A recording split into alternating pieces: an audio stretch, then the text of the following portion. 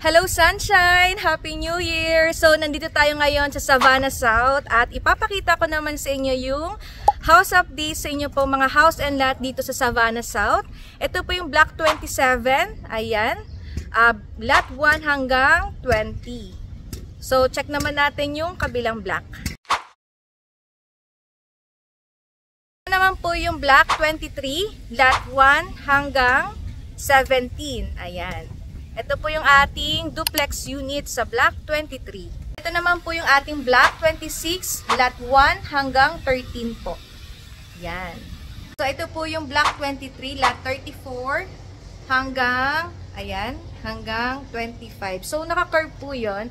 Sa ngayon po, hindi tayo makakapunta dun sa pinakang location po ng iba kasi ongoing construction po yung ating pong mga house and lot dito. So, soon, pagka pwede na pong pumunta, yan, pupuntahan po natin para naman po makapagbigay pa ako ng other update para sa inyo pong mga property dito po sa Savannah South. Sa mga clients naman po na gusto pong mag-inquire po dito sa Savannah South, meron pa po tayong available. So, as of now, ang available po natin is Manor Classic. Ayan, yung townhouse natin na inner. Meron na po itong 3 bedrooms, may 2 toilet and bath.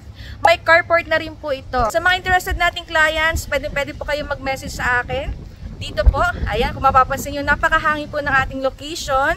Tsaka po, 24 hours po yung ating security. And meron din po tayo dito mga playground or amenities. Ayan, sa mga other details, i-message nyo lang po ako. Ayan, see you Sunshine sa ating po tripping. Ayan, sa ating tripping. And soon po na magkaroon po kayo ng house and lot dito po sa Savannah South.